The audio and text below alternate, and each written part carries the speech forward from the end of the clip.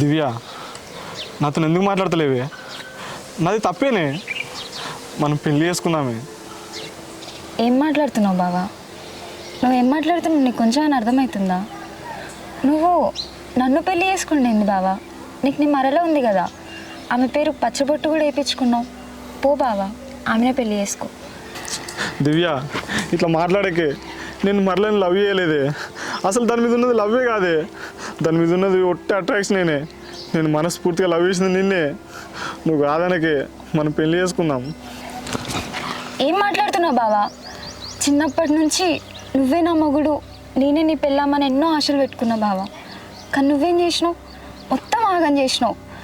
మొన్నటిదాకా నన్ను పెళ్ళి చేసుకునే హక్కు నీకు ఉండేది బావా, కానీ ఇప్పుడు లేదు. నాకు వేరే సంబంధం ఖాయం చేసిర్రు. నన్ను మర్చిపో బావా.